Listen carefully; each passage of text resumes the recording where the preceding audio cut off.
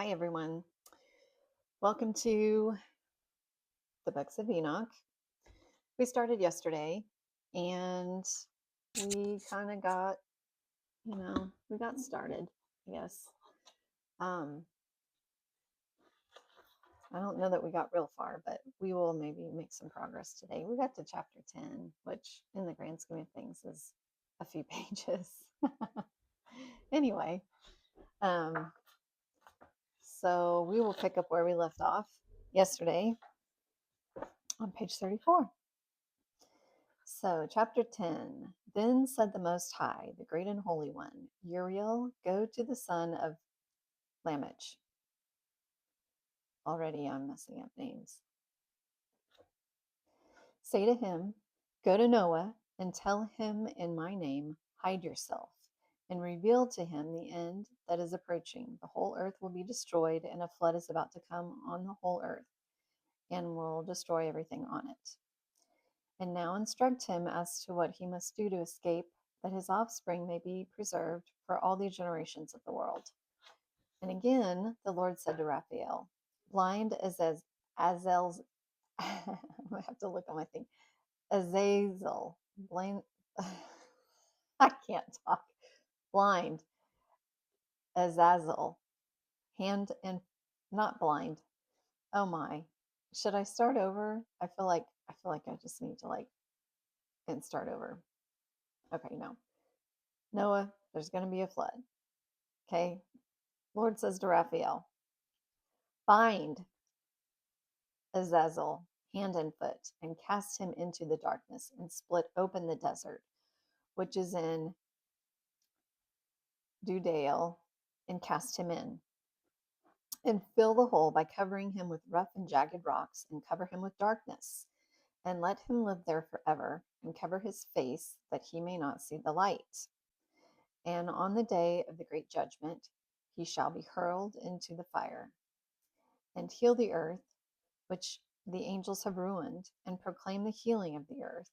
For I will restore the earth and heal the plague, that not all of the children of men may perish through all the secrets that the watchers have disclosed and taught their sons. The whole earth has been corrupted through the works that were taught by Azazel. To him ascribe all sin. To Gabriel said the Lord, proceed against the bastards and the reprobates, and against the children of fornication, and destroy the children of fornication and the children of the watchers. Cause them to go against one another, that they may destroy each other in battle, shorten their days.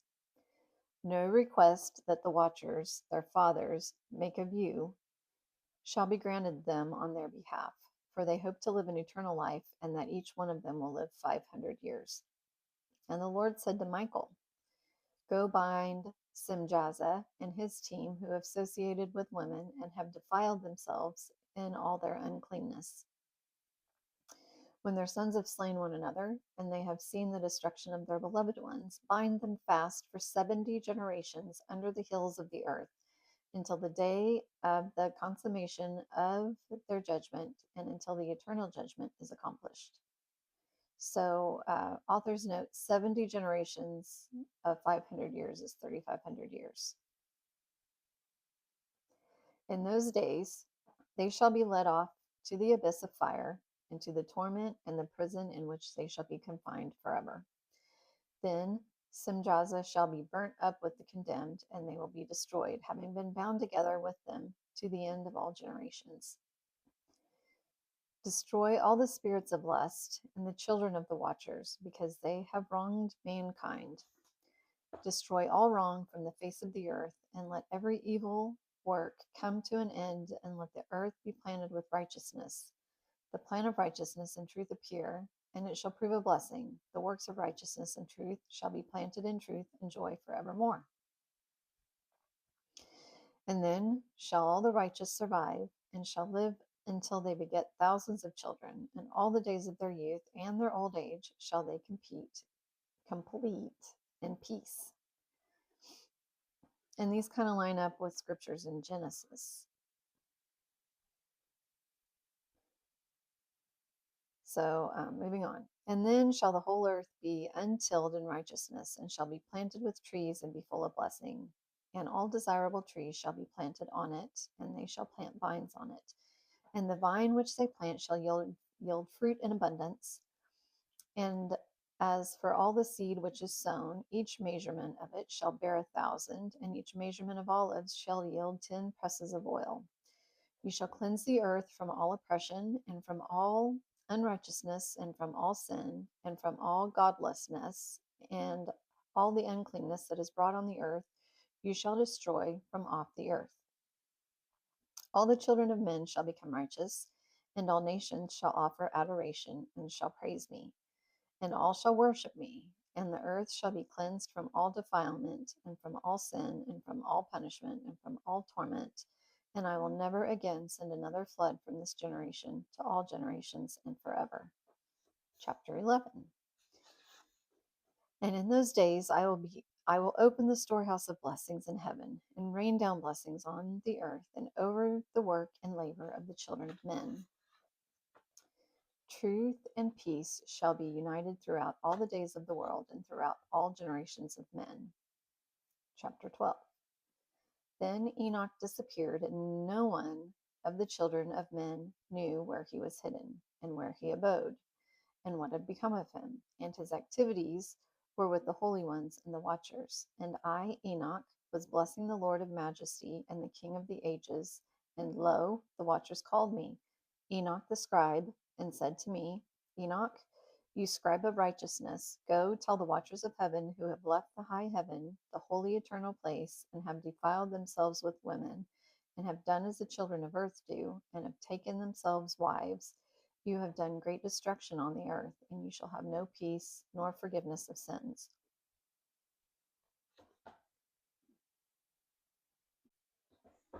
Okay, I had to take a little break, so we're starting over ish. Since they delight themselves in their children, they shall see the murder of their beloved ones, and the destruction of their children, and they shall lament, and shall make supplication forever. You will receive neither mercy or peace. Chapter 13. And Enoch went and said, Azazel, you shall have no peace. A severe sentence has been passed against you, that you should be bound, and you should not have rest or mercy, toleration nor request granted, because of the unrighteousness which you have taught, and because of all the works of godlessness, and unrighteousness and sin which you have shown to men. Then I went and spoke to them all together, and they were all afraid, and fear and trembling seized them. And they asked me to write a petition for them, that they might find forgiveness, and to read their petition in the presence of the Lord of heaven. They had been forbidden to speak with him, nor were they to lift their eyes up to heaven for shame of their sins, because they had been condemned. Then I wrote out their petition and their prayer in regard to their spirits and their deeds individually, and in regard to their requests that they should obtain forgiveness and forbearance. And I went off and sat down at the waters of Dan, in the land of Dan, to southwest of Hermon. I read their petition until I fell asleep. And I had a dream. Obviously, this is not Lulu saying I had a dream. This is Enoch talking, just to clarify. And I had a dream. I saw a vision of their chastisement, and a voice came to me that I would reprove them.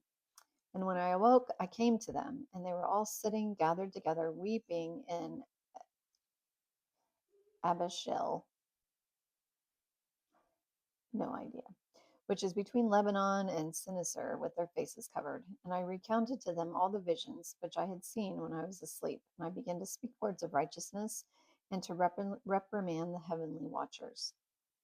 Chapter 14.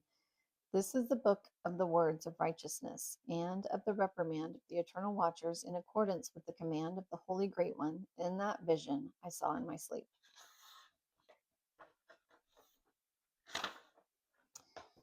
What I will say now with the tongue of flesh and with the breath of my mouth, which the Great One has given men to speak with and to understand with the heart.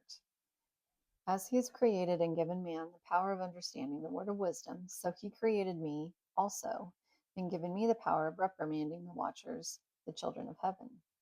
I wrote out your petition, and in my vision it appeared that your petition would not be granted to you throughout all the days of eternity, and that judgment has been finally passed on you. Your petition will not be granted. From here on, you shall not ascend into heaven again for all eternity, and you will be bound on earth for all eternity. Before this, you will see the destruction of your beloved sons, and you shall have no pleasure in them, but they shall fall before you by the sword.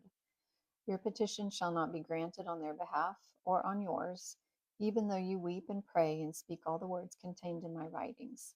In the vision, I saw clouds that invited me and summoned me into a mist, in the course of the stars and the flashes of lightning, and hurried me and drove me.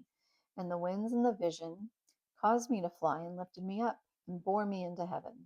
And I went in until I drew near to a wall which was built out of crystals and surrounded by tongues of fire, and it began to frighten me. I went into the tongues of fire and drew near a large house which was built of crystals, and the walls of the house were like a mosaic of hailstones, and the floor was made of crystals like snow. Its ceiling was like a path of the stars and lightning flashes, and between them were fiery cherubim. Their sky was clear as water. A flaming fire surrounded the walls, and its doors blazed with fire. I entered that house, and it was hot as fire and cold as ice, and there were no pleasures or life therein. Fear covered me, and trembling got hold of me. As I shook and trembled, I fell on my face. And I saw a vision, and lo, there was a second house greater than the first. And all of the doors stood open before me, and it was built of flames of fire. And in every respect it was splendid and magnificent to the extent that I cannot describe it to you. Its floor was of fire, and above it was lightning, and the path of the stars, and its ceiling was also flaming fire. And I looked, and I saw a throne set on high. Its appearance was like crystal, and its wheels were like a shining sun. And there was a vision of cherubim. And from underneath the throne came rivers of fire, so that I could not look at it. And he who is great in glory sat on the throne, and his raiment shone more brightly than the sun, and was whiter than any snow. None of the angels could enter or could behold his face because of the magnificence and glory, and no flesh could behold him. The sea of fire surrounded him, and a great fire stood in front of him, and no one could draw close to him. 10,000 times 10,000 stood before him, but he needed no holy counsel. The most holy ones who were near him did not leave night or day. And until then I had been prostrate on my face, trembling. And the Lord called me with his own mouth and said to me, Come here, Enoch, and hear my word. And one of the holy ones came to me, picked me up, and brought me to the door. And I bowed down my face. I'm going to stop there. I'm going to try to keep these sessions, under 15, 20 minutes. But I will say, the suspense is growing, is it not? I had an interruption during this recording, and so I will do my best to edit it through.